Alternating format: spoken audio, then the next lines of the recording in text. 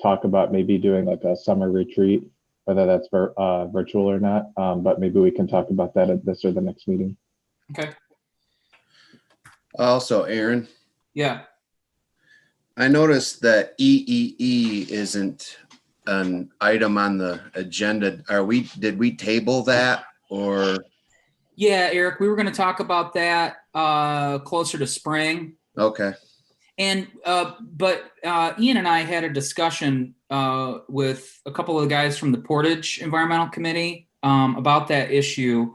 And we will get to that in new business when we talk about discussion of regional cooperation. Cool.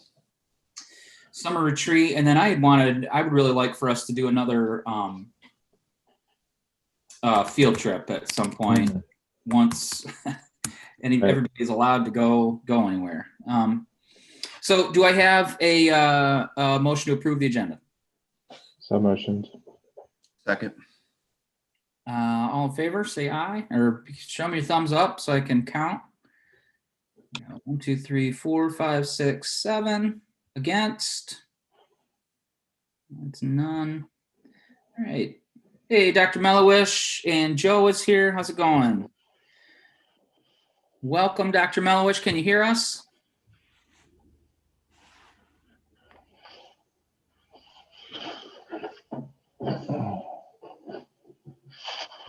Give me a thumbs up if you can hear me, Dr. Mellowish. Awesome. There we go. All right.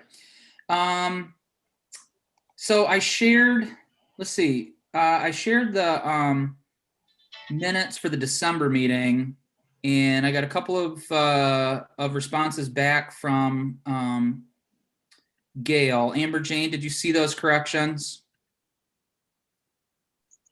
I have not seen the corrections yet, but I think I probably will soon. Okay. Then I will make sure that I forward those along to you.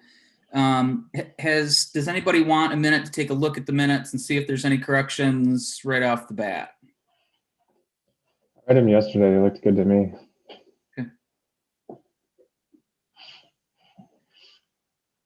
And then now that I'm looking at it, I don't know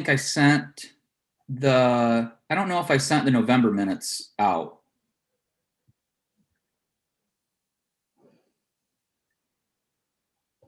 I have no memory of a week ago, so I couldn't help you there. All right. And Wayne has joined us too. What's up, Wayne? Hey, everyone. All right. So I'm not hearing any more corrections for the December minutes. So Amber Jane, I will send along the corrections that we have to you. And then we discussed over the last couple of weeks with Melissa, maybe a more regular, like a due date or something for corrections on meeting minutes. What do you think, Amber Jane, if we say like, can we ask for those like 2 weeks after the meeting? So like for December's minutes corrections, can you send those back to me by like 1st of February? Yeah, sure. That would be awesome. That way, because I've got them, and we're going to take a look at the shared drive, the ECC shared drive in a bit. But I just want them to be able to say, I've got a file that says approved minutes that are finalized and corrected. So I think we're working under the assumption that approved means that if we've had an opportunity to look at them and make some suggested corrections, that once Amber Jane has sent them back to me with corrections, that we should be good, and we shouldn't have to spend like more than twice looking at meeting minutes. Right. Well, the comments that I found were just incredibly minor, just typo things, and if nobody else has any corrections, I don't know why we couldn't approve the minutes now if everybody else was in agreement with them. Yeah, let's go ahead and do that. And again, it's with the assumption that I'm sending those to Amber Jane for the corrections that Gail has requested. So do I hear a motion to approve the November and December minutes? Motion. Yes, I move. Second then. All right, all in favor? See your thumbs. 1, 2, 3, 4. There's Wayne's thumb. 5, 6, 7. I'm 8. Joe, you with us? I think Joe might be multitasking. That's okay. Okay, but we've got enough to approve those minutes. All right, moving into the meeting here. Any announcements? Just go ahead and raise your hand, and maybe I'll kind of call on people one at a time so we're not talking over each other. Any announcements?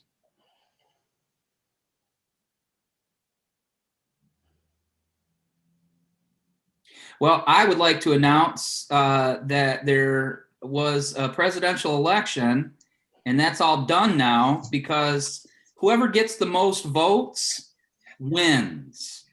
Sometimes. Well, So Aaron, as of today, are we back in the Paris Climate Accord?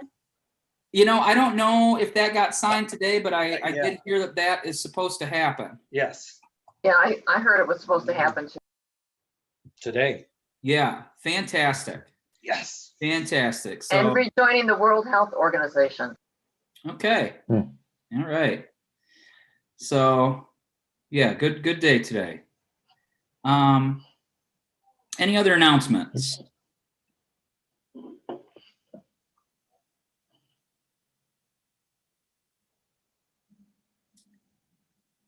All right. Seeing none.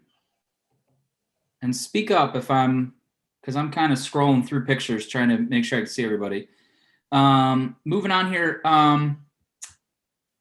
Amanda, do we have any guests, any citizens that have called in that are hoping to make any kind of comment? There are no public comments at this time. Okay. And I should be asking Tuan that, not Amanda. Looks like somebody on the Facebook page had a comment. Who was saying that? Timothy James is asking, is there a way to get cleaner water? Is there a way to get cleaner water? I guess I would need more. I guess I would need a little more from that question. I'm not sure exactly what he's referring to. It's a very large topic, and we haven't really discussed how we can interact with people posting comments on the Facebook feed. I would rather kind of have a conversation about that. I like the idea of people calling in and joining us via phone if they really want to participate. So maybe let's chat about that at the end. If we go back afterward and see that there are a bunch of questions, we can always kind of make a list of running questions and then kind of get a hold of those folks and encourage them to come do that in more of an in-person. Like if we were in person, we wouldn't be checking the Facebook feed. You'd have to come down to the meeting or to get a question. So let's talk about how we're gonna do that maybe later on in the meeting. Aaron, can I answer it quickly? Yeah. Call the Department of Public Services. That's what I was just going to say. I mean, that sounds like a question for the Public Services Department, not us. And at the next City Commission meeting on February 1st, we will be talking about water rates and water issues. So that's Okay. also something that Timothy can call in and comment. Okay. Great. And it is on our website too. So it would be on the City of Kalamazoo website under Public Service, Department of Public Services. Okay. Yeah, maybe he was asking a sort of specific question about his particular residence. Yeah. All right. All right, and there's nobody waiting on the phone, so let's go ahead and get into our agenda. First thing on there is the GPI odor mitigation plan. So Graphic Packaging has submitted an odor mitigation plan. I spoke on the phone with Monica Brothers today. our local air quality agent from Eagle, who we met at last month's meeting when she talked about this issue. So Eagle has received the plan, and they're right now in the process of reviewing it. So there's no new public information on that. Hopefully at our next meeting in February, Eagle will have some kind of response, whether an approval or, asked, a requested change or something to that plan.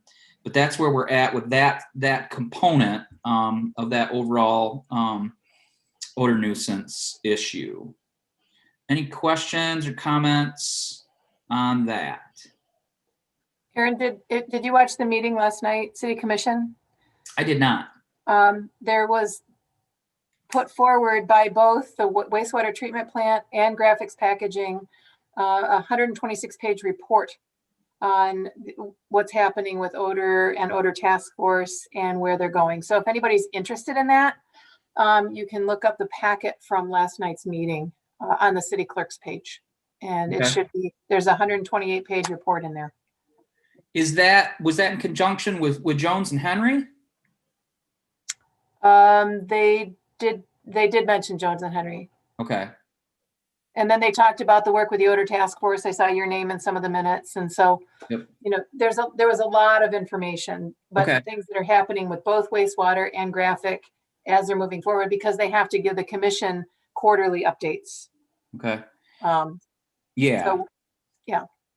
Commissioner Hess, can you forward me that document, or those, if that's a packet of documents or something, so that I can upload it to the shared drive?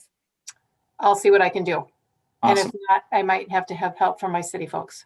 Okay, great, thanks. All right, I don't thanks. know Yep. if maybe Melissa might be able to do that. I'm not sure. Is Melissa still on here with us? I'll try and find it, Aaron. Okay, awesome. Thank you. Yep. Yeah, I'm here. Okay, thanks, Melissa. Yep. Any other questions or comments related to graphic packaging? All right, seeing none. Moving on here, next order of business. We also had talked about that the Michigan Department of Health and Human Services was planned to review some local air quality data, including, my understanding, the EnviroSuite data from the wastewater treatment facility, and that they were supposed to put something out this month. I don't see anything on the Department of Health and Human Services website. I put in a call. The guy's name is Bill Farrell at the state. I think that was kind of running that. And basically, they're looking at this larger question of, is there an associated negative health outcome or health issue associated with whether it's hydrogen sulfide or any number of other gases associated with the wastewater treatment facility or with other facilities within the city. I haven't seen that report yet. Has anybody else happened to see that anywhere? The EnviroSuite data? No, not the EnviroSuite data. It's the Michigan Department of Health and Human Services was going to, I think, use some of that data to help them make some kind of recommendation. I don't know if they were just taking it back to city public services to look at it, but I haven't seen anything public on that yet. So You might be able to see something in the packet. I'll continue to try and find it here. Okay. So I think we're probably going to have to wait on that until next month, but it might just not quite be ready yet either. And we're going to continue to discuss that too. I invited, and let me know if somebody has a different idea, but we had heard from Dr. Richard Ansel from Chicago a couple of months ago, who presented some information that he felt, showed that we should be looking into the health outcomes of the air quality in our area, especially kind of the northeast corner of the city. And so he has a colleague in town here at Western, a Dr. Daniel Braun, that I have invited to our March meeting. And I think I'm going to get together with Dr. Braun and maybe a couple of other our ECC members to kind of go over with him what kind of data sources we could be looking at to continue chasing this question of, in addition to the nuisance odor issues, is it just, does it just rise to that level of a nuisance odor? Is there something more there with health outcomes in our area? Any further question or comments about that?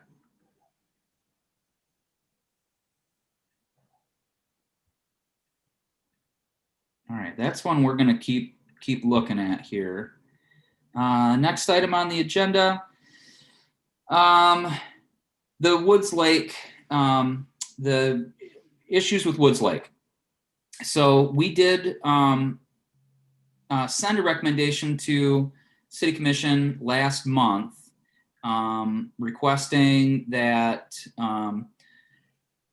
the city look a bit more strongly at more regular cleanup around Woods Lake to reduce the amount of bad stuff going into that lake that's contributing to that dead layer of water at the bottom of Woods Lake. Remember that Woods Lake is a kettle lake, and so there's no natural outflow. So anything that goes in the lake stays in the lake. There's no natural way for that to be filtered.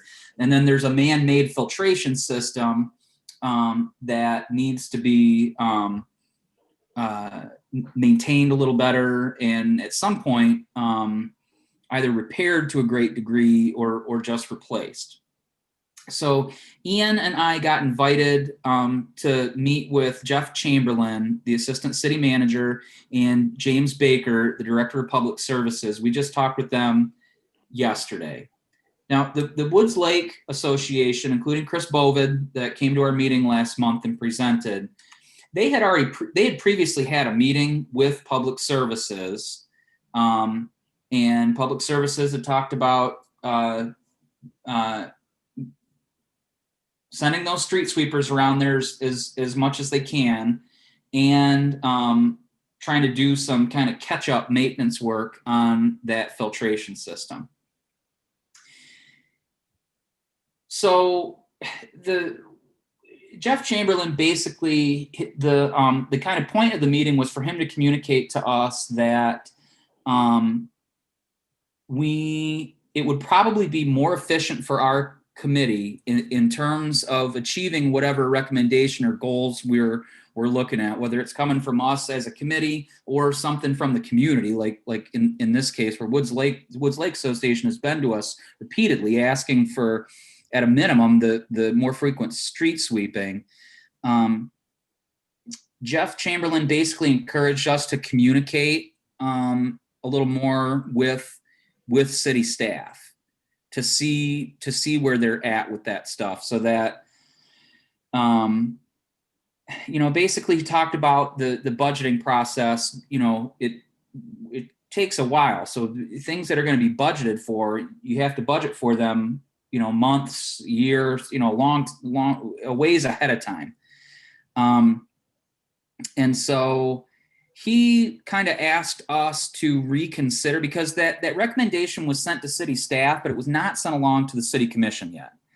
And basically the way he explained it is that the way that we were going about it is a little bit redundant. So I think he kind of was encouraging us to review that recommendation and maybe stay on this topic, but maybe we can do it by communicating more with city staff. I still didn't, although honestly, and I probably should have asked this question, I still didn't see anywhere where it's in writing, and they've only got 2 street sweepers, I think. And James Baker mentioned there's like 260 miles of streets and 22 neighborhoods, and everybody wants to have their corner of town cleaned up. So I don't know if they got anything in writing about, how frequently that street sweeping will take place around Woods Lake. So, I was glad for the conversation. I mean, I'm more concerned that we get something done in an efficient manner. However we do that, I'm not so much concerned about the process as the outcome. So next time we've got something like this, if we need to communicate more with city staff and see where they're at on it, and either wait until they're ready to kind of communicate with the city commission about it as far as budgeting or staffing, and then add our recommendation, because city staff also provides a recommendation. Ian, you were at that meeting yesterday too. What do you think? Yeah, I think the gist of the meeting was when our request is like the city to do something specific, it would make sense for us to ask like, what are the plans already going on? Because the impression I got was Jeff was kind of worried that he'd have to explain, we're already working on this, to like multiple groups of people kind of thing. And so to your point, I think, yeah, when we're making specific requests of city staff that might require money, maybe we can request a one meeting gap of cooling time to contact staff, see what their plans are or whatever. But I do agree with you that I'm more interested with outcomes. And I don't want to be in a position where we're just another group to tell folks no, or like, okay, your voice is heard. We can't do anything, goodbye. So I think it was a useful meeting, especially just kind of encouraging us to have a more back and forth dialogue. But I don't think we have to like massively change anything we're doing. Yeah, I just think if we're making specific requests, it makes sense for us in the future to see what they already have planned in the works. Because to your point about do they have the street sweeping thing in writing? So to refresh everybody, the request from the Woods Lake Association was to have their 2 annual street sweeps, which most everybody gets in the 265 miles of the city streets twice a year. And they requested that theirs is as early in the season as possible and as late in the season as possible in order to reduce basically a leaf buildup in the drains, collects both salt and the leaves themselves biodegrade, and add phosphorus that trickles its way into the lake and causes algal blooms. But the other thing that Director Baker talked about was the system that they put in place 20 years ago to kind of solve this problem then needed regular maintenance that wasn't done. And he said that they were about 10 years behind their planned maintenance schedule, either through budget cuts or whatever. And they're addressing that this summer. So yeah, it's a long-winded way of saying it sounds like the request that we made was something that was already in the process and we can avoid that in the future, but I don't feel like we did anything wrong per se. We could just communicate a little bit better in the future. Yeah, that was kind of the impression that I got too. Another interesting thing that Director Baker mentioned is that bodies of water, the actual waters themselves are not owned by the city. They're actually owned technically by the state. Mm-hmm.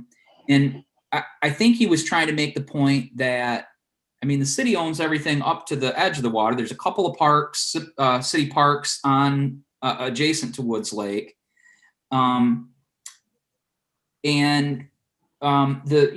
Like Chris Bovid had explained to us, there's a dead zone at the bottom of that lake that continues to grow. Even with the new maintenance, and even if they were to kind of replace that filtration system, I think it sounds like something a little bit more intensive needs to be done, because even with just kind of the maintenance that they're doing, I get the impression that the dead zone in that lake is going to continue to grow. So I think another question that we should be looking at beyond what the city can actually do, which to some degree is limited, both by budget and staffing, and who actually controls that, who has jurisdiction or whatever over that lake, is that maybe we should be having a discussion of what can we do as a committee here to assist the Woods Lake Association with either looking for grant dollars, because that's how that filtration system got put in there in the first place. Looking at grant dollars, whether it's through the EPA or Eagle, or I think that might be a good discussion for our committee to look at too. Any comments or questions on the Woods Lake issue? So I think where we're at with the recommendation, Ian and I were pretty, we were good with Jeff Chamberlain's conversation. City, public services definitely is going to try to address some of that stuff this summer. I see Jeff, I'm happy to email Director Baker and Jeff Chamberlain to just kind of follow up again, especially when it gets time to be street sweeping in the spring, just to kind of directly see what's going on with that. Any other comments or questions?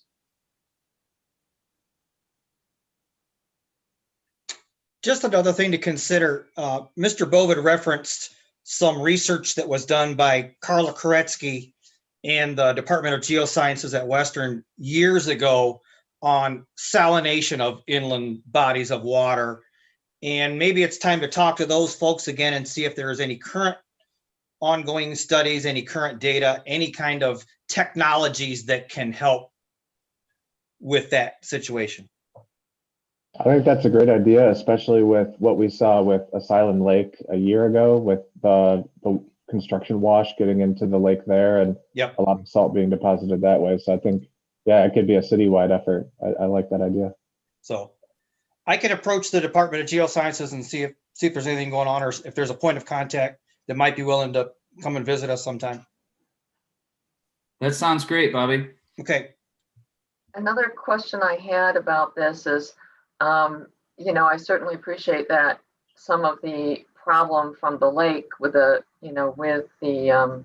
issues that are going on with the water quality, are from the salt and the leaves and the city.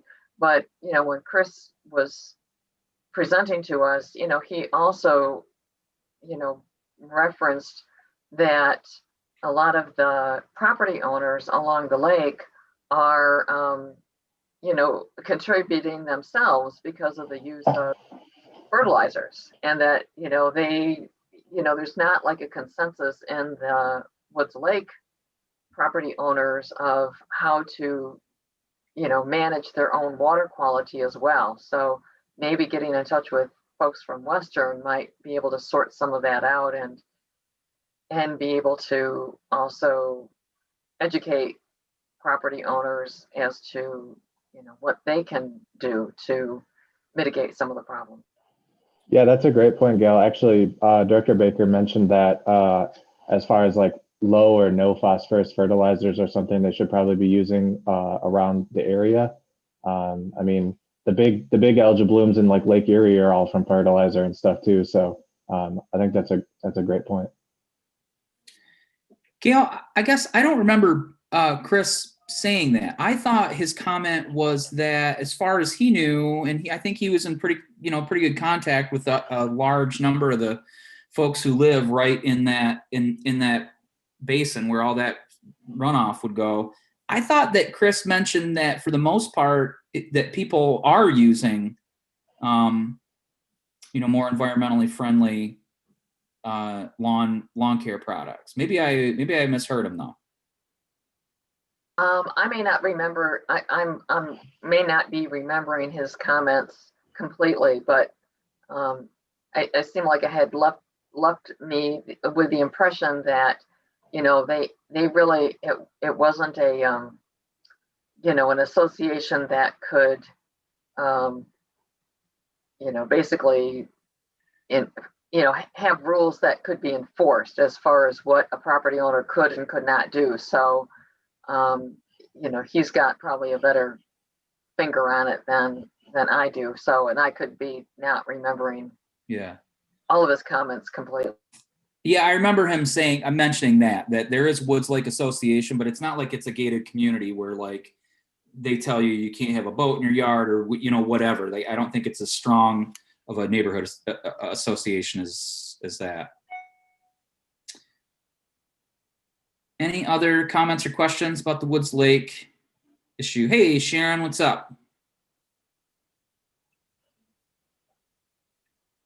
Yeah, I guess next time we talk to Woods Lake Association, we might echo that they might want to connect with Oakland Winchell Neighborhood Association as well, since if I'm thinking of my geography right, they'd be another group to talk to about fertilizers.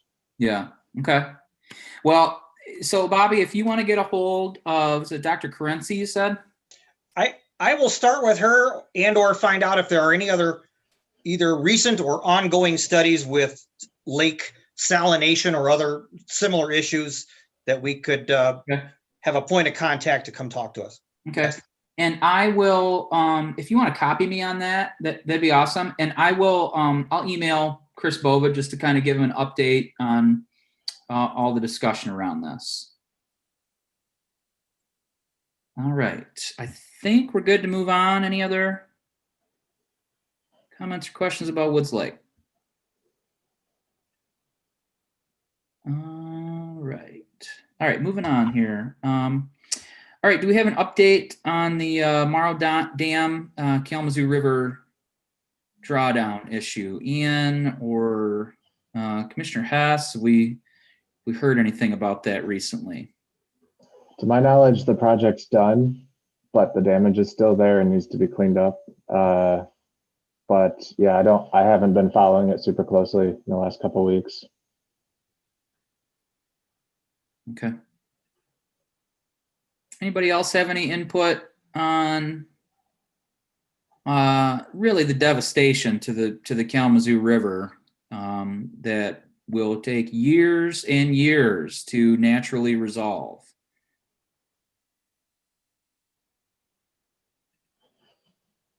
What's your question? Well, just if anybody has any other questions or comments, anything else that we've heard about that issue. I mean, is there a chance that the Eagle Creek is, at some point going to be responsible, more responsible for, providing some type of cleanup or? So I don't have the answer to that right now, but I do know that there is a meeting that's probably going to discuss that via the Kalamazoo River Alliance tomorrow. So if you find their Facebook page, you can request an invite to that Zoom meeting that's tomorrow night, I believe at 7 p.m. And that's definitely a topic of discussion because people are very concerned, including myself, about people being held responsible for that. Are you planning on attending that? Okay. Yes, cool. I'm going to be helping with the Zoom. Awesome. Well, great. Maybe in February you can give us an update on how that meeting goes. I'll try to go to the meeting too. Is that Ian? Mm-hmm. Yeah. Okay. All right. All right. Moving on to our next agenda item. Unless anybody's got any other comments. I don't see any. All right, Kalamazoo Sustainability and Climate Action Plan. So Jamie McCarthy, who is kind of leading the organization and creating the Sustainability and Climate Action Plan, she hopefully will be at our February meeting. So I think that there's a rough outline of the plan. They've got the data collection component. She has been making the rounds to all the different city departments, I think, to try to identify who might collect data, what data they might collect. So she's still kind of running that all through the various city departments.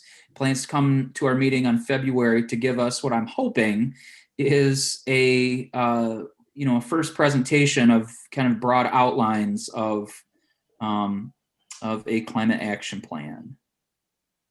Other than that, I don't really have any big updates on that. I'm hoping that that proceeds quickly, especially since Jeff mentioned that the 2022 budget process begins in April. Right. And I imagine there's going to be implications. Yeah. There. Yeah, and I'm hopeful that Jamie was putting together a job description for for an actual staff to run that whole deal of collecting data, communicating with different city departments, helping to facilitate with other units of government within the county and regionally, and to communicate with the bigger energy producers too, bigger private organizations. All right. So yeah, not a lot of update there. Hopefully next month we'll get some movement on that. The other thing I wanted to mention, I forgot to mention when we were talking about the graphic packaging odor mitigation plan. So I invited Jim Cornell and Ryan Stoughton from Public Services. They both work at the wastewater treatment plant, and both of them are kind of running the odor task force and all the odor mitigation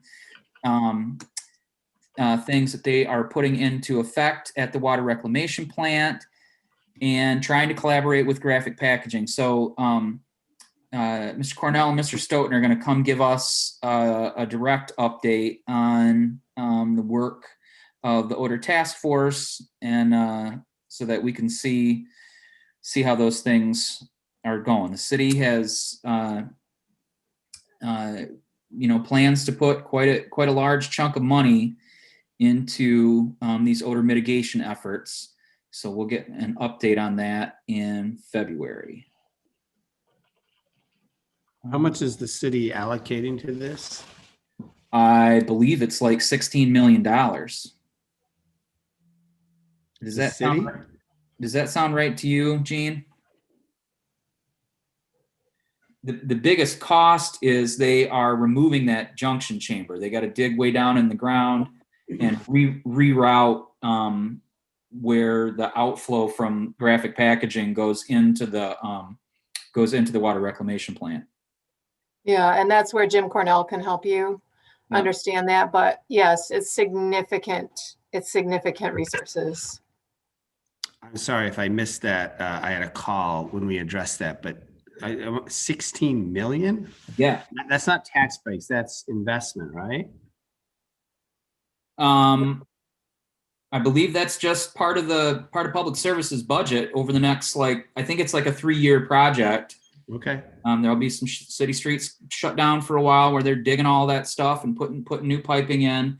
And then they've also got the larger, newer carbon scrubbers that they're putting into basically all of the sewer pipes that come into the water reclamation plant now are going to flow through some type of there's a vacuum effect that tries to trap all that stuff in there and then run all that water over that carbon eating medium, whether it's like wood chips or whatever it is. Is graphic packaging making significant? I guess I was thinking they were the ones making the investments, but so both the city and graphic. Yeah. Okay. Thank you.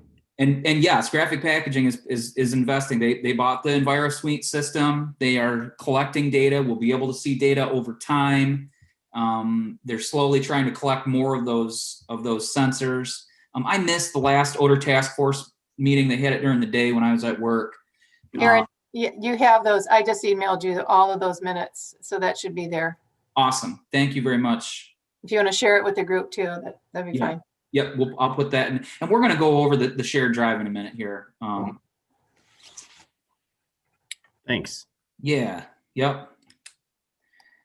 All right, Sharon, do you have an update on styrofoam recycling proposal?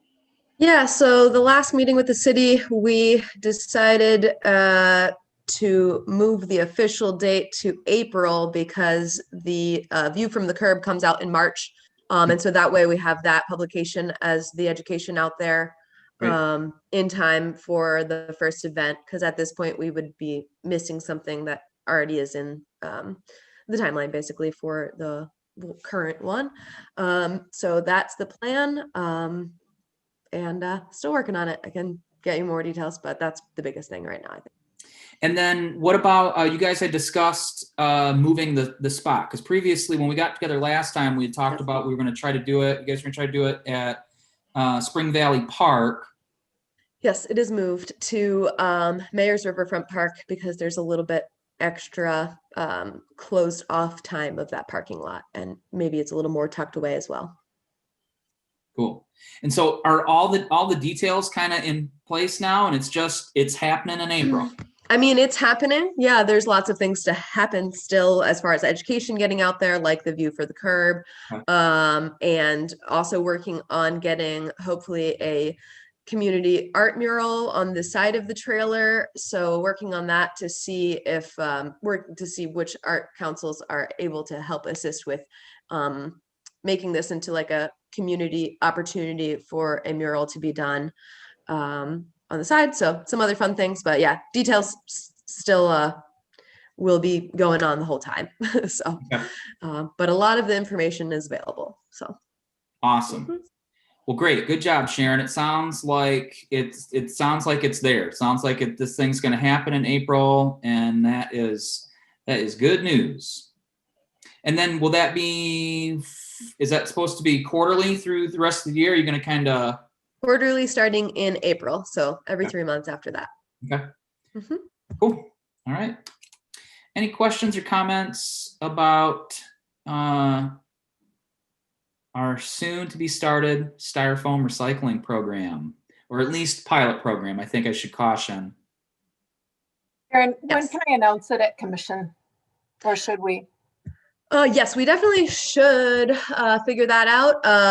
I'd say once we have like the publications of the specific definite dates, even though it's generally in pencil right now, I'd say like in a month or two, that should be fine to be able to get out there a little bit more. I think the sooner the better, so people can save their styrofoam.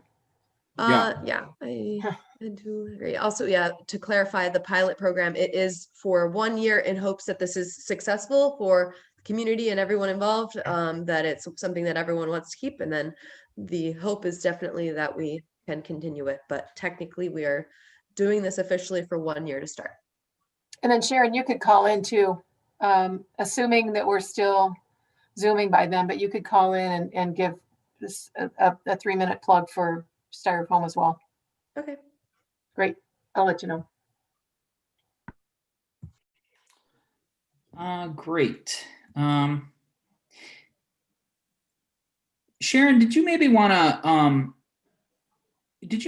email with Jeff Chamberlain just to double check? Because now that Gene mentions that's probably not a bad idea. That if we get kind of the green light to say, yeah, this is definitely happening, all of us on this committee are welcome to start posting on our social media and just get the word out whatever way we can that we have a styrofoam recycling project here, and save your styrofoam, because in April you can go put it, get it recycled instead of putting it in the landfill where it sits for 10,000 years.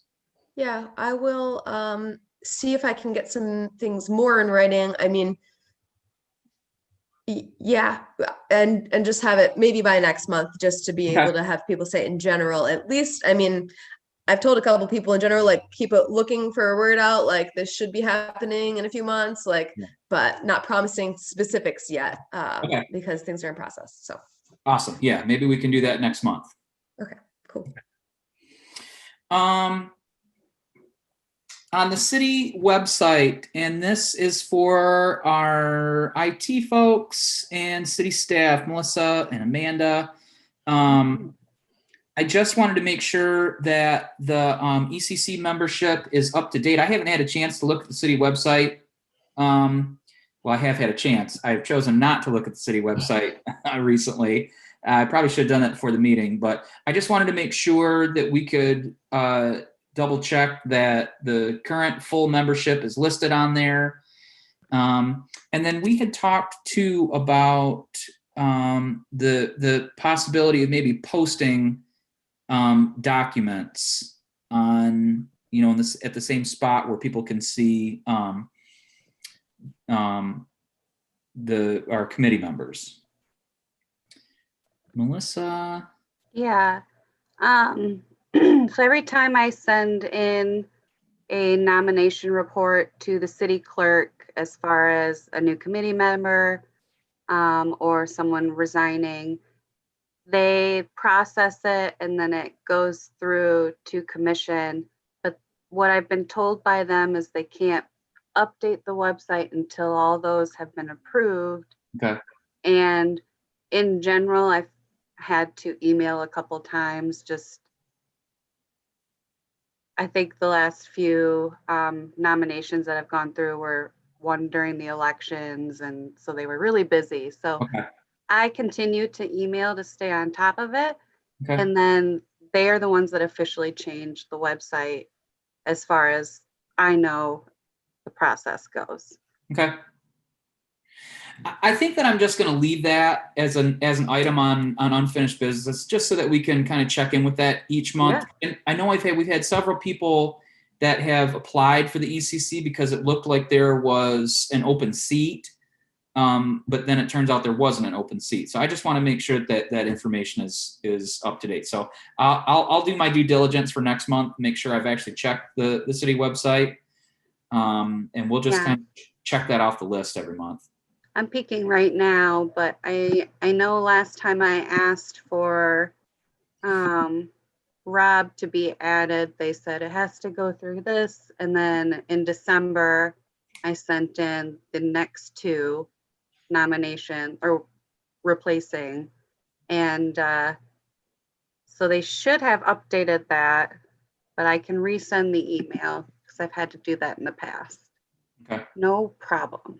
Awesome. Thanks, Melissa. Yeah. Okie dokie. Getting to looking at some new business. Moving right through here with no guests this month.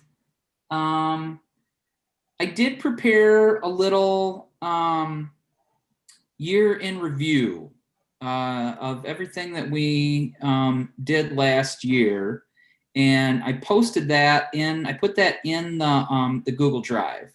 So let's do this. Let's take a look at, let's review ECC's mandate in the Code of Ordinances.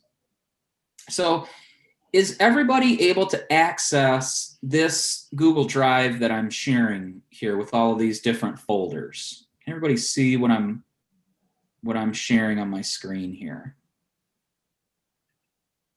Is there anybody who I've not sent the link to here that I've not shared this with? I might need it again, Aaron, since I'm Me too. technically incompetent. Okay. Send it to me too. Thank you. And that was Jean? Yeah. Okay, so I'm just going to do that right now. Amber Jane, have you Aaron, had that? Aaron, actually, if you're streaming this to Facebook, you might not want to do this right now. Oh yeah, these are all a bunch of private email addresses. Okay. Well then, will you, well then, if you need to be added to the, to that shared drive, will you please shoot me an email then? So that I'm not doing all this stuff on kind of in the middle of the action here. Is that cool? So Jean, and it looks like Jason, Rob, I don't know if I've shared it with you yet. And Aaron, can you give me a link to it? I'm not seeing it. Okay. Yeah. So, Thank you. yeah. So if, like I said, if you haven't received that link, will you just go ahead and email me right now before you forget? Yeah. So that I can share that link with you. And then I don't know everybody's level of comfort with using Google. I use it at work every day, so it's just like my normal thing to do. So if you have any questions about how to get around and find stuff in there, let me know, and I'm happy to, we can hop on a call real quick and we kind of look through that. But I think it's really important that everybody has access to these same files and can, read the same information that everybody else can. So when I'm looking at our Google Drive, we've got all these different files in here. We've got all of our agendas listed by year. We've got some stuff for the Air and Water Subcommittee. So I'm going to kind of go through these files real quick. When I open up the Air and Water Subcommittee, there's a couple of things in there. Woods Lake, we've talked about over the last few years. There's that Lake Street and Stockbridge development that we talked about. There should be more stuff in here probably about the Allied Paper site. We've discussed it, but I don't really have any documents related to that. Right now, the Air and Water Subcommittee is myself and Bobby. And I was hoping to talk about subcommittees or committee assignments at the end of this meeting and maybe kind of reorganize that a little bit too. Oh, there is I'm sorry, there is a folder on the Allied Paper Superfund site. So we do have some documentation in there. All right, going back to the main, and I don't know about you guys, but when I watch other people operate their computer screen, like if my son is scrolling through something, man, it makes me nauseous. So it's like difficult to watch. So if I'm going too fast, please let me know to like slow down so that you can actually see what I'm looking at. So when I go back to the main site, I've got annual reports. So that's where I should put my my kind of year in review. And actually, let me do that right now. So here's my year in review document, and I'm actually going to save that in that file now. So that was annual reports. So let's take a minute here and kind of review what we've done this year. This time last year in January, Tina McClinton came to speak to the ECC about her desire to protect green space near her home on Lake Street, concerned about flooding. And also this time last year, we approved a statement to the City Commission requesting that they uphold the decision by the Planning Commission to deny the rezoning request for the former Vermeulen property. And so far, that seems to have held. There hasn't been any more movement, unless we hear something from Lori later today. It doesn't seem there's been any more movement to develop that Vermeulen property adjacent to Asylum Lake. Aaron, can I jump in about the Stockbridge project and Tina? Yeah. They both Tina and Richard Stewart called in last night to the meeting objecting to that. However, Commission did vote for the payment in lieu of taxes so that the project can move forward. We were given a lot of information, and Director Baker did speak about the floodplain and site project and how the site plans had to work with the floodplain and so on. And it doesn't seem to me, we're looking at the site plan that it's going to actually ruin that green space. So, yeah, I think that was our general understanding too, because in the following month in February, we looked at that site plan together as a committee, and it includes a large open park right now. So Paul and I, the previous chair, we took a drive out there in February. We met Tina at her house, and she showed us around that green space. That green space is pretty swampy. And honestly, pretty rough. There was clearly people had been out there, that shouldn't have been out there. I think it didn't look like a very safe place to hang out. Yeah. And so the site plan includes a community garden, a compost area, and a greenhouse. So I Yeah, I think they're doing things right. Yeah. Yeah. So moving along here in February, Commissioner Hess replaced Mayor Anderson as the City Commission liaison to our committee. Jamie McCarthy came and spoke about Climate Action Plan, which we're continuing to push on. Again, we did talk about the site plan and possible development of that property there between Lake Street and Stockbridge. We heard from City Planner Christina Anderson, her very exciting presentation on zoning codes. I know she was very excited to come present to us about kind of updating and sort of streamlining the zoning code, so it's not quite as much of a patchwork. And Wayne Bond came on as a new member. And then we get to March, April, and May. So March, there was no meeting because nobody knew what the heck was going on. April was kind of the same deal. By the time we got to May, that's probably somewhat on me that we probably could have held a virtual meeting like this. I don't know about you. I don't think any of us had much practice doing it. Wasn't like a regular part of our routine that, oh, we just meet online now. So, I apologize that I probably could have been a little more assertive with trying to get us to get some of those meetings in. We finally got back together in June. We heard from Hope for Creation and Rick Welch about a proposal to create a styrofoam recycling program. And in less than a year, Sharon seems to have gotten it off the ground, and all the other people that have helped to get that going. In July, we heard from Kalamazoo County Environmental Health Director Vern Johnson and the very informative Dr. Ned Walker from Michigan State about the EEE issue. That was a great presentation. I think we all learned a lot. And we also approved that recommendation to the City Commission regarding a draft, kind of requesting a draft sustainability climate action plan by December 2020. Now, we didn't get what we asked for. We haven't seen a draft yet, but there have been some substantive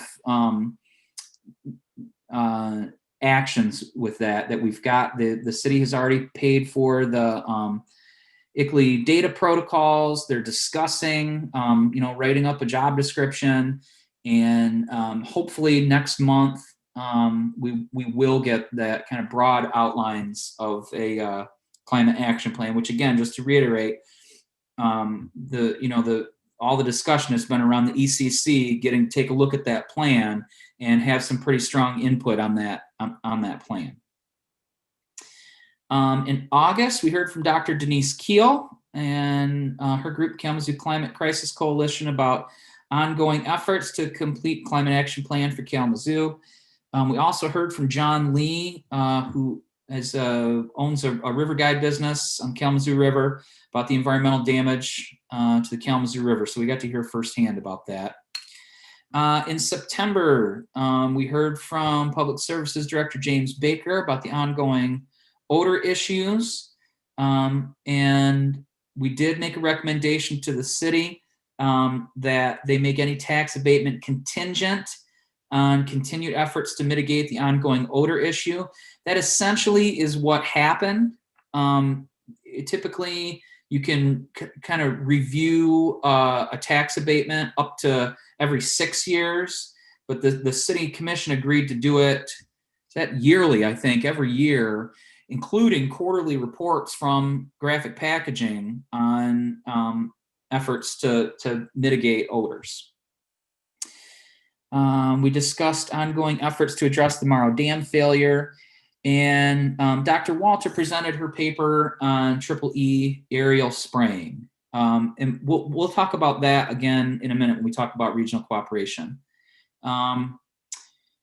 Vice Chair Phil resigned in October. Kevin Weller resigned in November. We've had a couple new members come on, Jason Lekas and Rob Lucas. Say it again. Rob It's Jason Beasley. I apologize for that, Rob. And that's 2 B's. I got it, 2 B's. Yes, sir. Thank you. Sorry about that, man. If it makes you feel any better, I often screw up my own children's names. So, and there's only 2 of them, so it's not, we had lots of great candidates. We've also got Dr. Melowish, who has joined as an associate member. We just talked about, we heard about from Dr. Ansel about air quality on the north side of Kalamazoo. In December, we were all here for December, so I think we're good. We did send a recommendation. And like I said, that I don't think that recommendation is going to be sent on to the city commission after we talked with Jeff Chamberlain about the kind of process of that. So that is year in review. And so we've got all these other files in here. We've got anything that we've heard about. I know Dr. Melowish had referenced the deer population issue. All the documents or anything we've had relevant to that are in over the last few years are in this folder here. Okay. We've got some stuff on EEE spraying. And we've got all the applications because I think I've got like 5 or 6 applications at this point for people that are hoping to join ECC. We've got a folder on air quality, climate action plan, river issues. And then we've got all of our minutes. That's where I put the completed minutes. The natural features protection, overlay, and anything related to that. We haven't talked about the Palisades nuclear plant decommissioning. That's something we talked about right when I started. That was like 4 years ago. And I'm happy to review that. I haven't heard anything about that in quite some time. I've got a folder on PFAS, folder on recycling.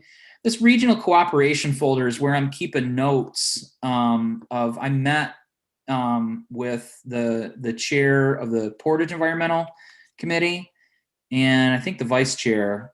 We had a nice conversation this weekend about a couple of things. We got some tree business here in some ways. So this is all the stuff that anything that you guys send to me or anything that we kind of reference, I try to make sure that it gets saved in this shared drive. So again, if you don't have access to this drive, will you please shoot me an email right now so that immediately after the meeting, I will share that link with you. Oh, and then I wanted to look at Code of Ordinances. Okay, get out of there. I can't get to my stuff. There we go. Now where did I put that? Bylaws and processes. Let's see. And so we do have a set of bylaws in here.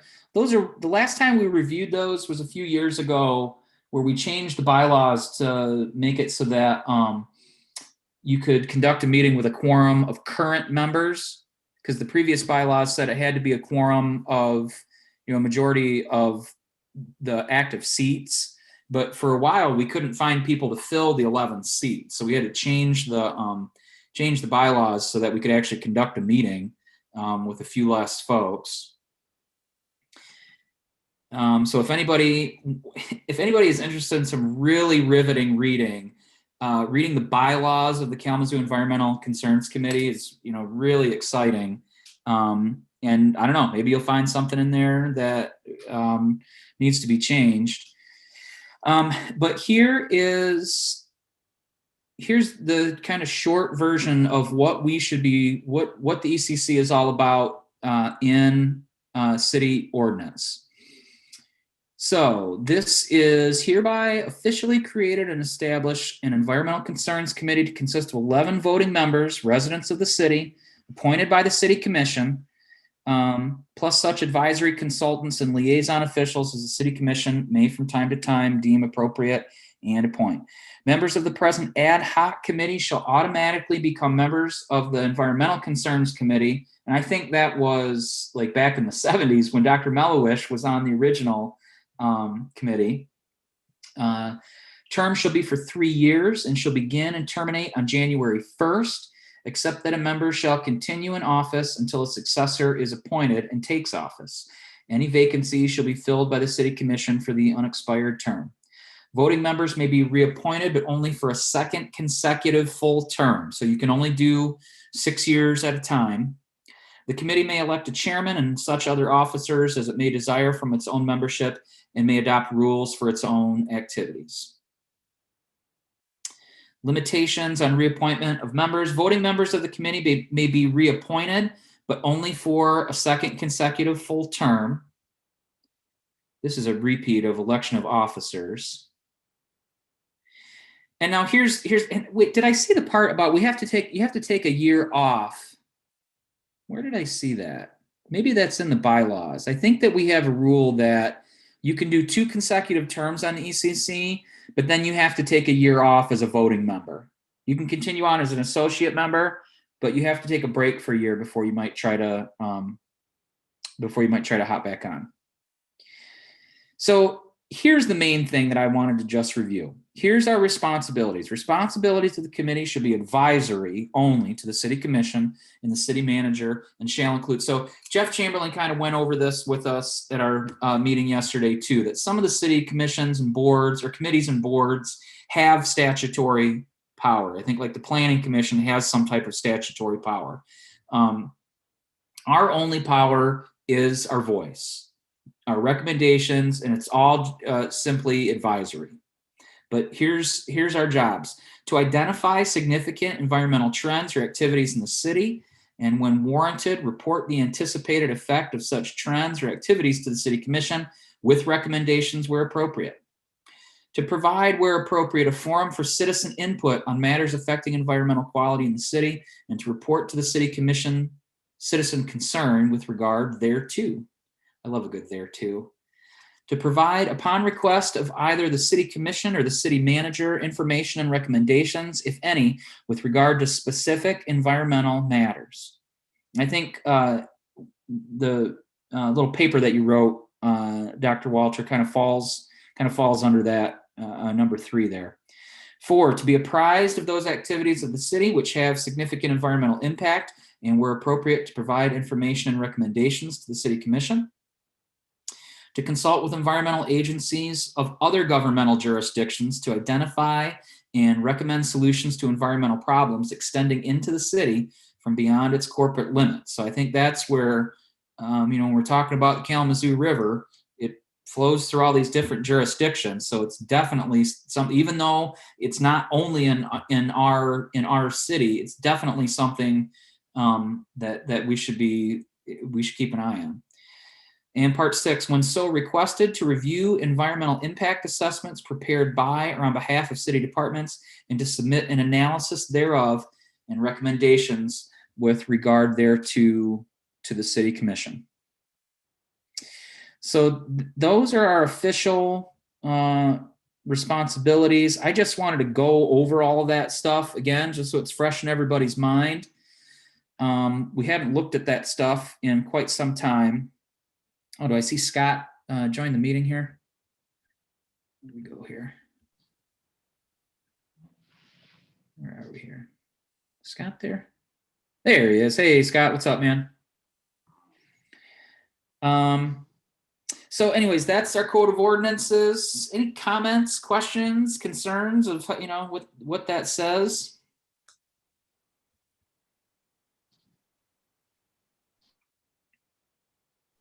The only thing I've wondered, and I don't even know if there'd be a accessible record, is when the last time we've been asked to review an environmental impact assessment. I'm just curious. Yeah, that's a good question. I'm not even sure what a document like that would look like. I know that like we've been talking about the sustainability and climate action plan. The idea, I think that kind of falls underneath that that section of the ordinance that the plan is for the city staff to bring that plan to us, and we get to have some pretty strong input on that plan. Yeah, that's a good question. I'm not sure about that. Yeah, because I could see it being relevant for both like city construction and renovations and such, but also when county buildings are to be built in the city. So like perhaps we should have seen one for the Justice Complex or whatever, but I actually didn't even know it was an authority. I probably shouldn't admit that, but didn't know Yeah. that was part of our purview. Well, that's why I thought it'd be a good idea for us to kind of go through that stuff again. And, you know, that might, maybe going forward now, maybe we'll have a different, you know, it might cause us to think in a little different way. Mhm. Even reaching back into ancient history, I don't remember ever serving that function, but it sounds like it would be maybe a good idea in some cases. Yeah. Mhm.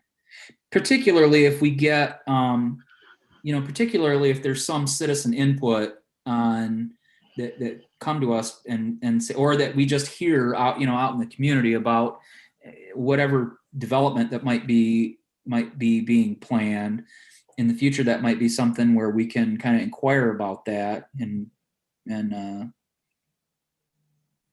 see what's going on. All right, so that's our code of ordinances. We've got our Google Drive. Please be sure to email me if you don't have access to that.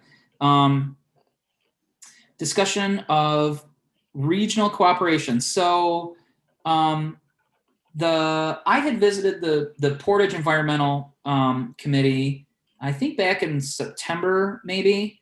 I sat in on their Zoom meeting. And then the current chair reached out to me a couple of weeks ago and asked to talk. The two main things that we talked about were aerial spraying for triple E.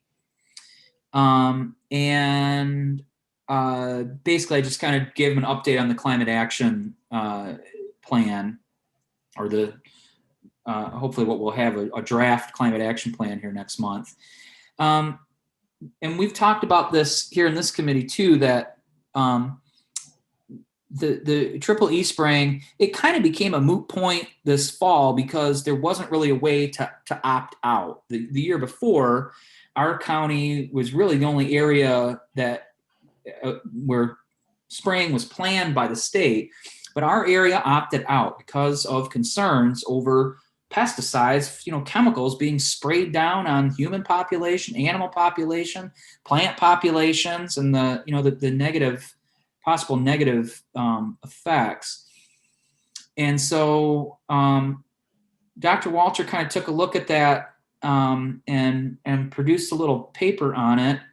And I shared that with them, Dr. Walter, and my hope was that we could have a common message from the environmental groups in the county about basically about the aerial spraying.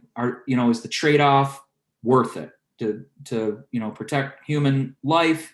Is the whatever kind of negative effects it might have on plant or animal populations, is that worth it? So I kind of shared that with them. They had a couple of questions I think that they were going to send to me. And I know, Gail, you were hoping to kind of review that in the spring to see if there was maybe any new research or data on that. But then the idea was to hopefully post that paper on the city website, and then work with the county environmental health department and the Portage Environmental Council to see if they maybe would want to take a look at that, and if they agree with it, post it on their websites too, so that there is kind of a common message in the county about allaying people's fears about that aerial spraying. Dr. Walter. Was that is that a question, or it was sort of a rambling paragraph? So ask me a question. Where are you going with this? Well, I don't really have a question. I just want to let you know that I might have some questions for you from the Portage Environmental Committee. And I just wanted to double check with you. We're still on track to kind of review that document, maybe March or April. Okay. Yeah, and it was, you know, supposed to be just kind of my review of the research and the relevant data that I could find, and, you know, not necessarily to try to make a recommendation, but just to be able to present, you know, what at least I am considering some factual information to try to take some of the emotional response out of it. So yeah, I don't have a problem with you sharing that. You know, where it's going to go from here, I don't know. Okay. And then the bigger issue after Dr. Walker's presentation from Michigan State last summer, the bigger issue was him having the capacity to finish up his pilot study and look at the possibility of being able to basically knock back that particular species of mosquito that carry the triple E, and being able to reduce that population earlier in the season, because the after the fact aerial spraying is not nearly as effective as trying to reduce that population to grow and spread to begin with. So as far as that goes, I would like to maybe, I'm going to put that on my to-do list to try to follow up with Dr. Walker to see where we're at with that. Because I think we had discussed that a good recommendation from our committee to the city commission would be to say, how can we support if, you know, Dr. Walker's research, and then if it works, how can we support actually putting that plan into place where we can try to reduce the population of those mosquitoes. Yeah, it was just unfortunate that with COVID, you know, so much of and life in general came to a screeching halt, and that his monitoring basically could not happen because, you know, monitoring the larval populations is really essential to let you know, ahead of time, is there likely to be a problem? And, you know, and then hopefully be able to knock down those mosquito populations through the monitoring process. And that's all kind of experimental. And so, you know, and hopefully he'll be able to do that this year, and we'll learn a lot more and have a lot more information to be able to make more informed decisions. Okay. Hey, Aaron. Yeah. I know you mentioned some coordination with Portage's equivalent of our group. My question is, when we talk about regional, is there not a Kalamazoo County citizen-based environmental group, and should we not make contact with them as well? Well, there is, and that's Dr. Vern Johnson came to our committee with Dr. Walker last summer. And so he sits on the county, it's EHAC, Environmental Health and something or other. Their committee advisory. Yeah. Right. Their committee is set up a little bit different than ours. It's not so much, they've got more like actual staff that are part of that committee. Okay. There's a few, I think, like at large, like community members that are involved, but like our committee is more, you know, we do have some expertise, but we don't have anybody that actually works for the city. Right. But it's largely the same type of deal. So those were the three organizations that I was hoping to communicate about the aerial spraying issue. And again, the aerial spraying issue is, I'm glad that we talked about it and Gail put all this work into it. But really, after talking to, listening to Dr. Walker, the main thing is, how do we do that prevention? Because trying to spray after the fact is not as effective. So. Well, it is effective, but it's nice if you can monitor ahead of time and not be playing catch up. So, because what is not effective is to wait until there are cases of triple E. Right. And if you're not doing monitoring, the only way you know is when there are cases. Right. And at that point, it is effective, but it might be a little too late for some people and horses. Yeah. So that was our discussion. It was good discussion. So at this point, I want to kind of open it up. Is there anything that, especially our new members, is there anything else that we should be talking about?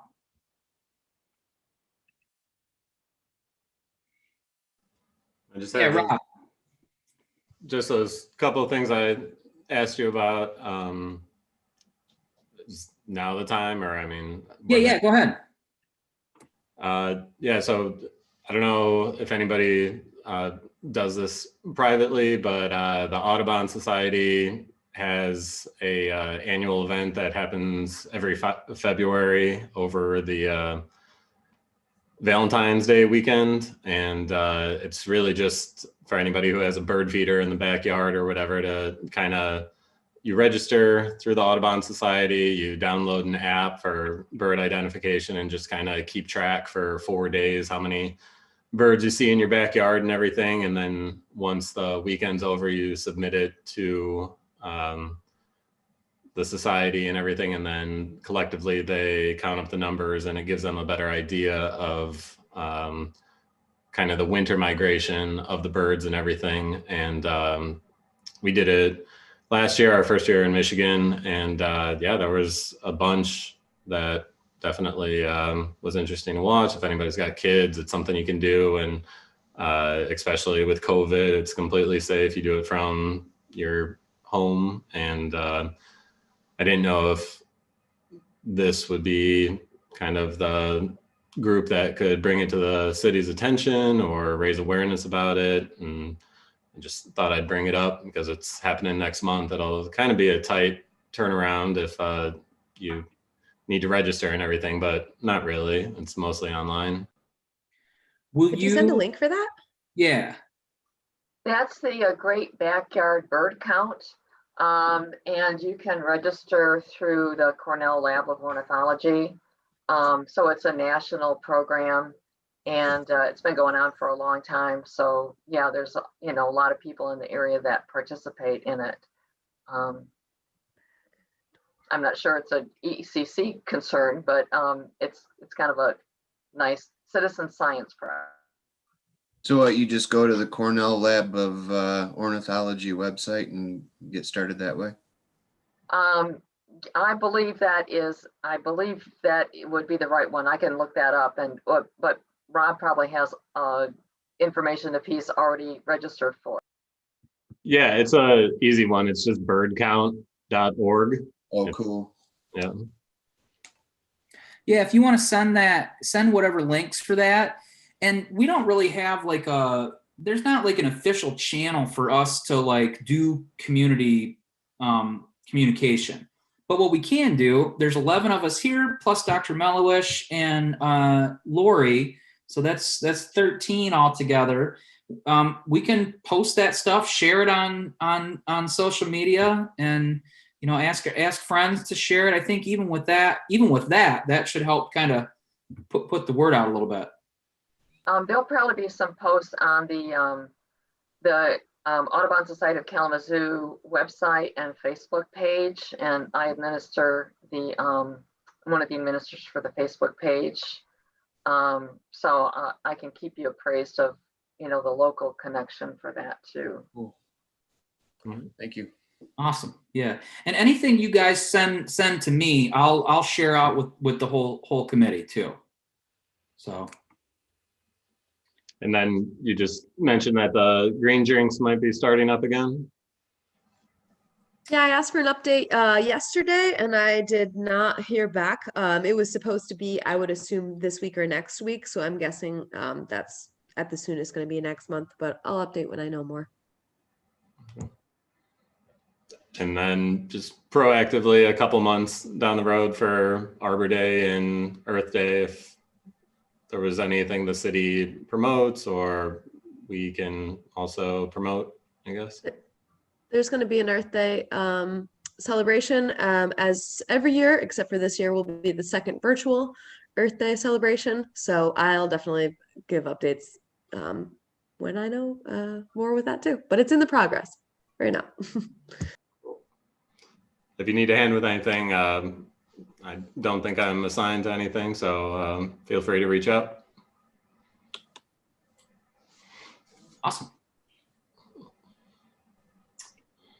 Anybody else? Anything else? Anything we should go on the agenda that we should be talking about going forward?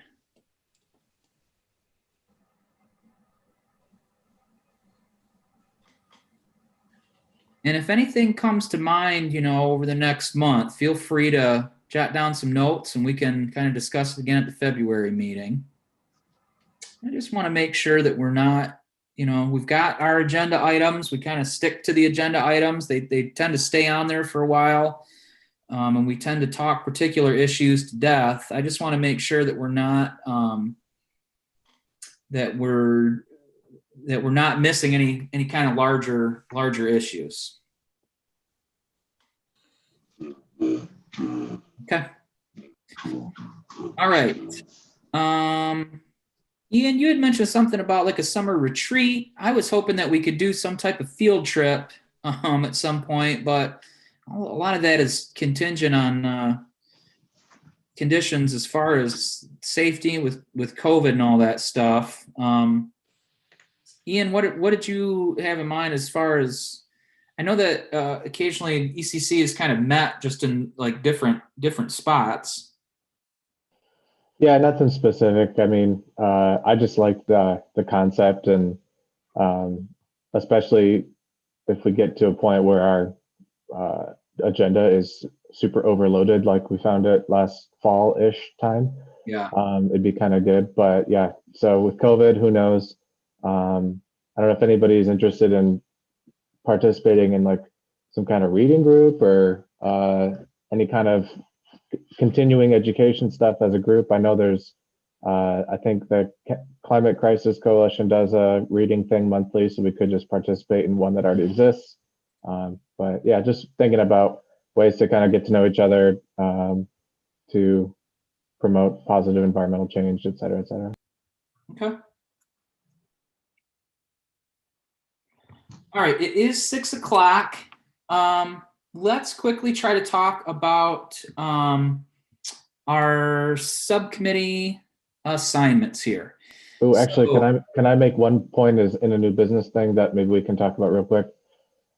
Just thinking about our stuff being streamed now, and then it also gets posted to YouTube, and the fact that we have kind of a mixture of roles here. It's not just ECC members. I'm not doing it right now, but in the future, I'm thinking it might be a good idea to add into our names, like our role. So like mine would be vice chair, Aaron's would be chair, most people would be member. Lori demonstrated her absolute value as a associate member, talking about when the last environmental impact of something had taken place. So maybe as part of our like checking to make sure we're streaming or recording or whatever on the agenda, we could also just add our roles at the end for people that might come in later and not know us. Okay. See, I'm looking at the Zoom. I mean, I'm looking at it right now, but I don't see where I can put my name in there. Just hover over ... and it says rename. The 3 dots in the top right of your picture. Okay. Okay, thanks. Yeah, that's a great idea, Ian. I guess the other thing we need to kind of discuss is if we're streaming this live on Facebook, I mean, it obviously makes it easier for people to participate if all they have to do, if they don't have to call in and do all that stuff, they just have to type their question in. So,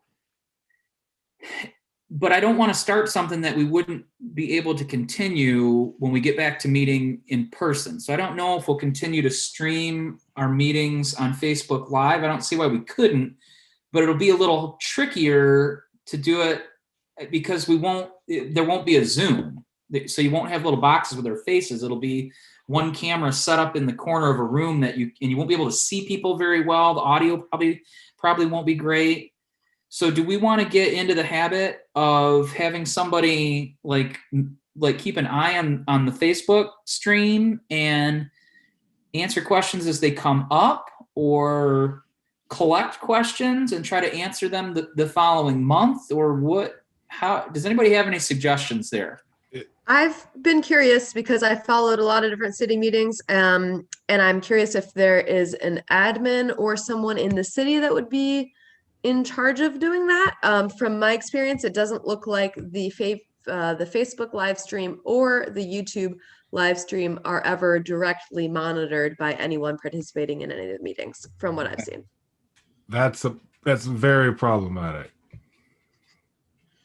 There's always mention of people being able to call in, and there's always that little city box that says, please call the phone number for comments. And so the only way that I've seen anything addressed from the community is via that kind of a thing. Okay. Yeah, what were you gonna say, Wayne?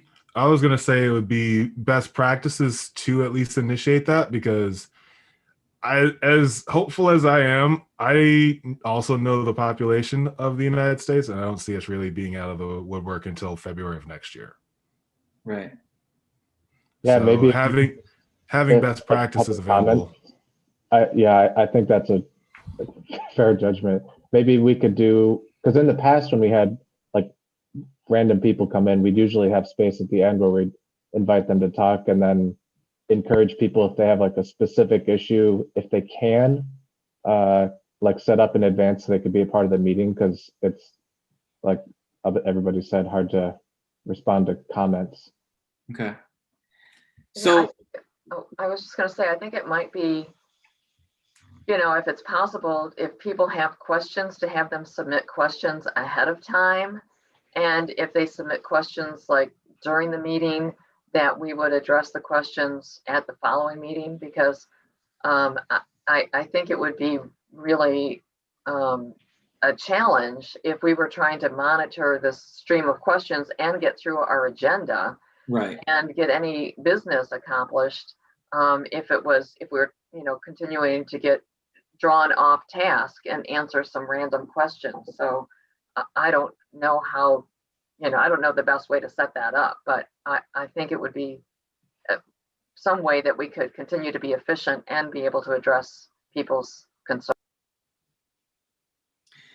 Yeah, so I guess what I'm hearing you guys say is we should probably stick with the phone in to leave a comment system. And I can see that, I think it's Tuan's screen has the number. So if somebody's watching the stream, one of the boxes will have the number at the city that they can call to leave a comment.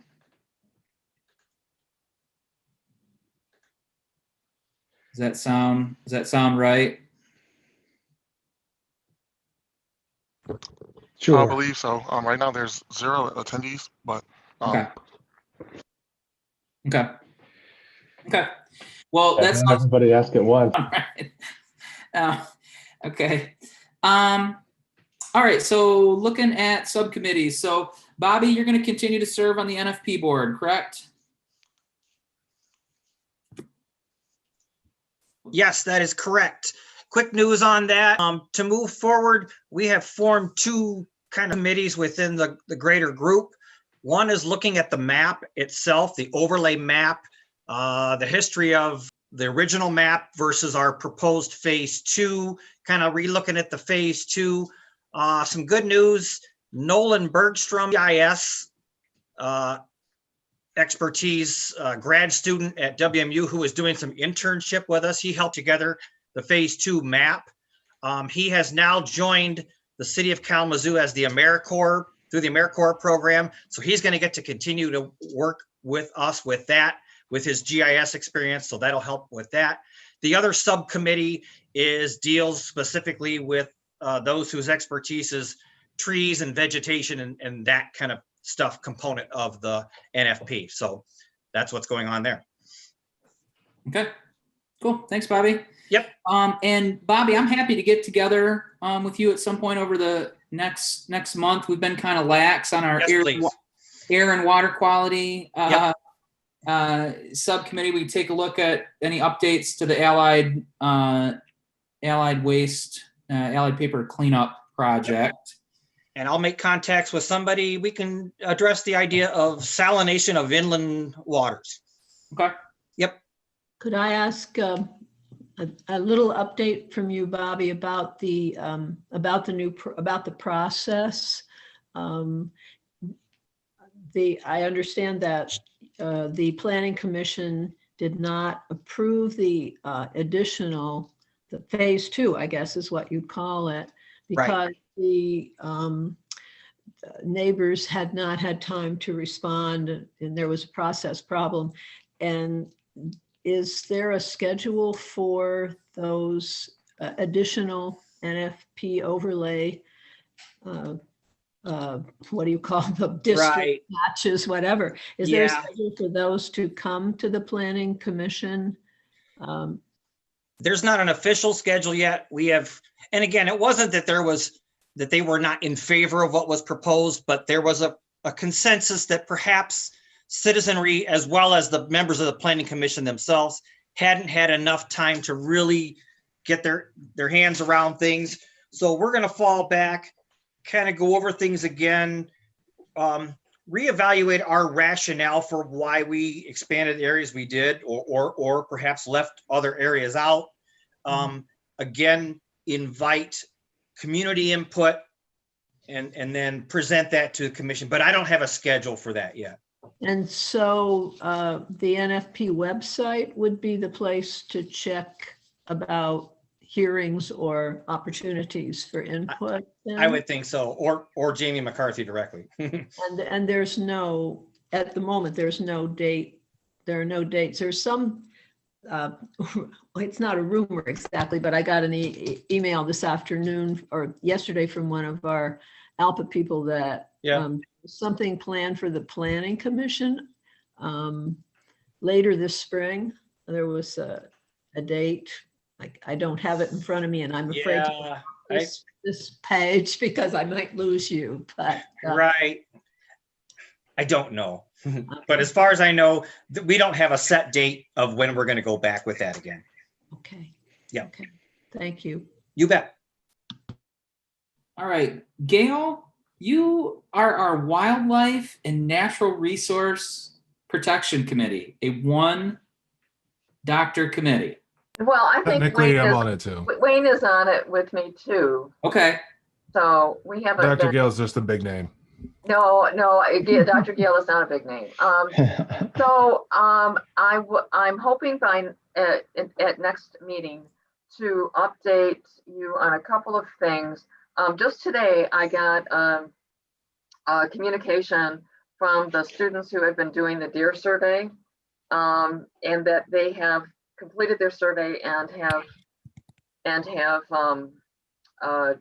done a summary with their data. However, it was not available on the iNaturalist site under their project. So I'm gonna contact the person who communicated with me and ask if I can get that summary. And apparently the project is being left open, and I'll see if there's any other K College students that are going to continue that. And I want to put some more. I need to kind of refocus on the urban bird treaty and another bird issue that I want to bring before the ECC, and I need to get some information pulled together on that before I waste people's time talking about it. So hopefully there'll be some updates coming. Okay. All right, great, thanks, Gail. Why is my document all of a sudden acting goofy like this? I've never. Because it's after 6, Aaron. Okay. All right. I will figure that out afterwards. Waste management and litter. Kevin, I'm going to strike from there because he's not on the committee anymore. Sharon has been doing a bang up job with that so far this year. Do we have any new members or anybody else that would want to join Sharon in the kind of intermittent discussion of waste management issues, recycling? I'm still, I guess, officially involved. I haven't been recently, but I can be on there. All right, so I'll put Scott on there. Ian, how's the planning commission treating you?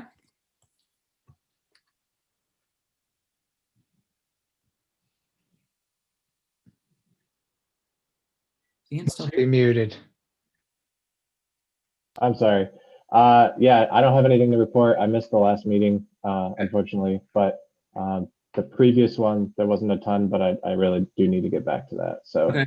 Fine staying as it, though, if nobody else feels inclined to. Yeah, do we have any takers for the planning commission? Rob or Dr. Beasley. Yeah, I'll take it. That was Jason. Yep. Right. Okay. So you can find that, their meeting information on the city website, Jason, and their meetings are usually there's usually something to it. So I'll put Jason on Planning Commission. Is that cool, Ian? Yeah, and I can take over trees if Gail doesn't want to be on 2 committees. Well, Gail's already joined the tree committee as like an official member, and that's so with the Planning Commission.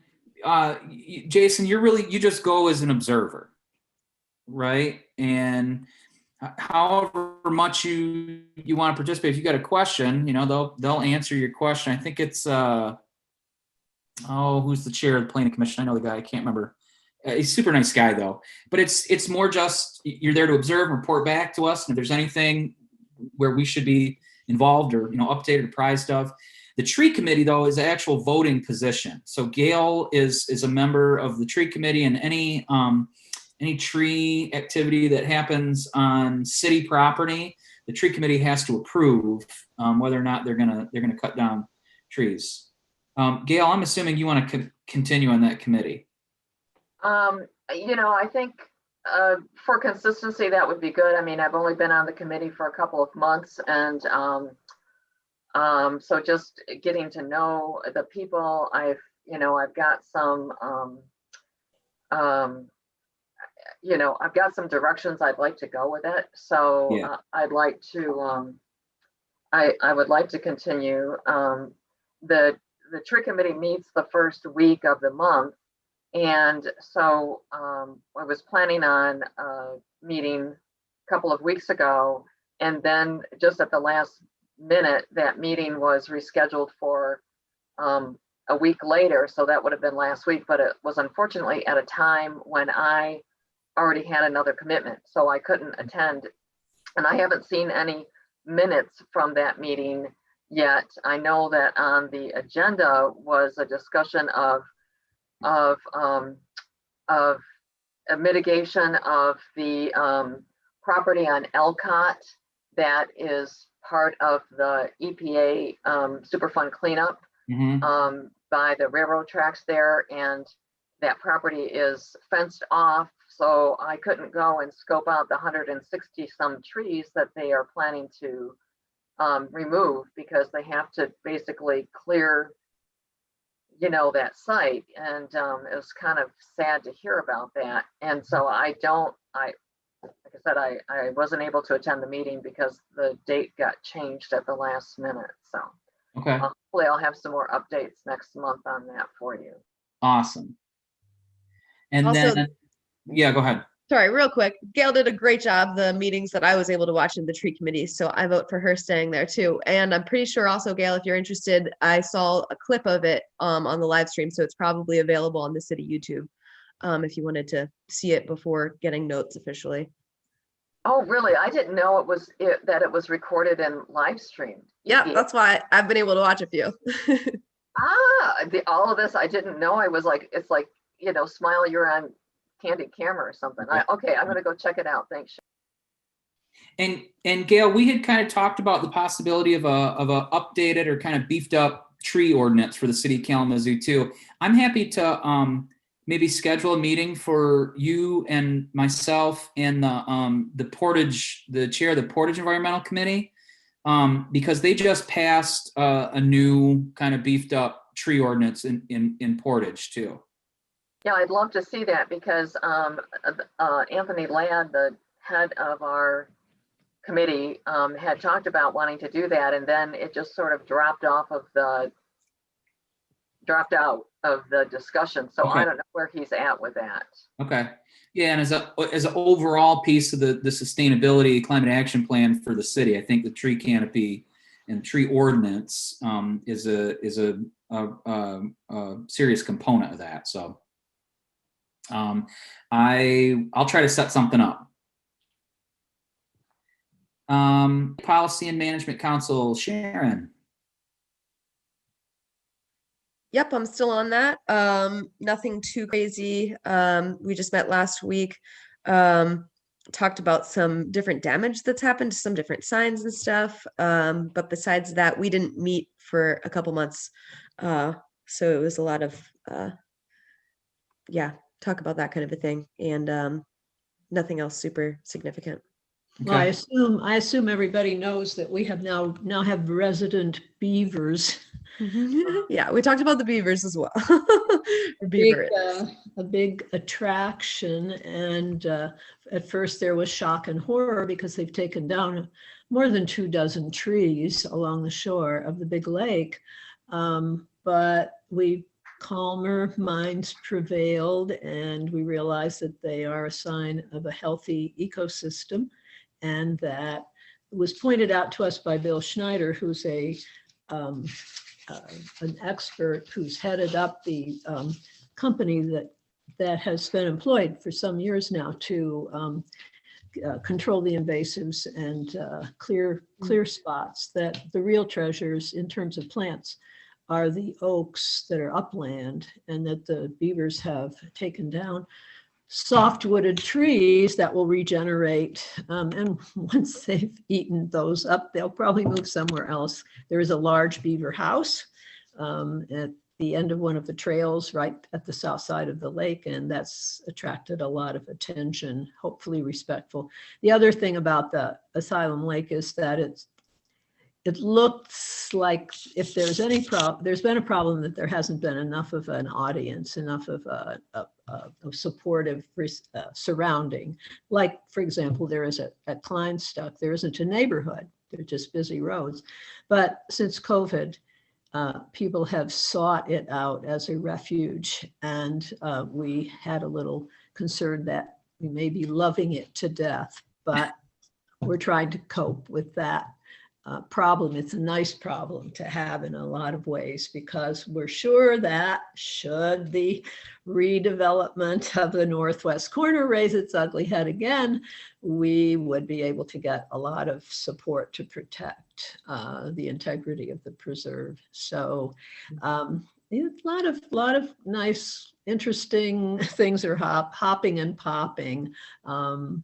There's the issue should, if the lake gets frozen over, we of course always have ice fishermen, but now we have skaters, hockey players. Well, we didn't mind the hockey players so much when we passed them yesterday, but they had brought a radio, and so there was going on in the background, which I think may have made some of the animals, even the sleeping animals, uneasy. But it's a whole different ballgame there now.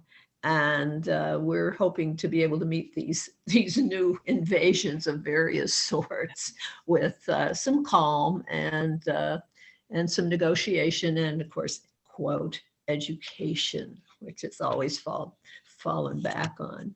Anyhow, it sure is an asset to this city, and it's become a precious asset during the COVID crisis. Okay. All right. Thanks, Lori. So I had been doing Parks and Rec Advisory Board. They meet once a month, and they typically only meet between Memorial Day and Labor Day. And their main role is just to approve park usage by different groups. But I also do the odor task force most months. Do I have any volunteers to join the Parks and Rec Advisory Board? Again, that's as just an observer, not as a voting member. Is that Ian? Yeah, I can do it. I mean, I use the pool. We've seen each other there, weirdly. Yeah, yes, that's right. But Ian, you had kind of looked into some of these issues with the Kalamazoo River. Now, I can't remember where we were at with the Kalamazoo River Watershed Council. I think, Sharon, you had talked about that, but you're doing Silent Lake already. Scott was looking into that as well. Okay. Yeah, the River Watershed. Mm-hmm. Yeah, I'm on their email list now, but Rob and Eric were also interested in the Parks and Rec. Okay. I could help, Aaron. Is that, let me see, is it That's Rob. That's Rob. Okay. Man, we got so many volunteers for the Parks and Rec board. It's a hot. Yeah, Plus I'll you bow out. and they meet at the various city parks. That's typically where they hold their meetings. So you got to kind of stay on the email. Let's go with Rob. Is everybody good with that? Up to it. Cool. So that is Parks and Rec, and I don't understand why my document is acting all weird all of a sudden. You're in track changes mode. I don't know how you got there, but that's what's going on. I pushed some wrong button, but hopefully this will keep like this so I can reference it later. And then what about the Wellhead Protection Program Committee?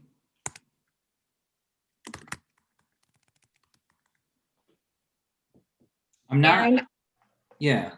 I know Jean Talanda from Public Services has offered to come quarterly and give some updates on that. Okay. But as far as actively on the committee, That sounds like a good option. Will you please communicate with her about that? yes. And I'll just leave it on here as quarterly. I actually kind of already talked to her about it, and she said that probably March, April. Okay, great. Be ready with some good things to present and talk about. Okay. All right, great. It is getting late, 6:26. It's dinner time. Are there any other comments, questions, concerns? Aaron, I got a couple things. Yeah. So the update from the watershed counselors, two short things here. They are going to remove Trowbridge Dam, which is the last publicly owned dam on Kalamazoo River in the next 3 years, it says. And then Moreau Dam, this is the one that had the big drawdown. They are now refilling. So those are those two updates. Where's the Trowbridge Dam? Trowbridge Dam is Otsego, I believe. Okay. Downstream of Otsego. And then the last thing I was going to say, as far as new stuff we could talk about or look at, is just there's not much we talk about for like the whole electric vehicle or alternative fuel vehicles and charging and all that. I think that'd be something worth looking at. Yeah, I think that the best place to bring that up is when Jamie McCarthy brings a draft sustainability plan, because the vehicle fleet and then public accommodations for electric vehicles should all be. That's definitely something that we could look for in that plan. All I got then. Okay. Okie dokie. Anything else for the good of the order? All right. Well, I appreciate everybody's time tonight, and please email me if you haven't received the link to the ECC shared drive. And next month, Jamie McCarthy should come and give us an update. We should have some updates on graphic packaging, odor mitigation plan, and the Department of Health and Human Services air quality inquiry that they were doing. And for anybody watching online, what an exciting time for you. You lucky people. And I would like to congratulate myself for getting through 2 hours, and I have not cursed once. So good for me. So Damn good job. Is that a New Year's resolution, Aaron? No, it's not. Just for live stream. I enjoy cursing too much. I just don't need to do it on the live stream. Yeah. So, okay. All right, guys. We will see you next month. See ya. Meeting is adjourned.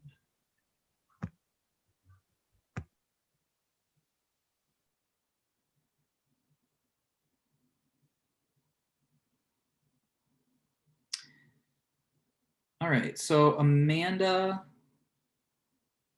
and no, we're still live. Amanda, are we still streaming this?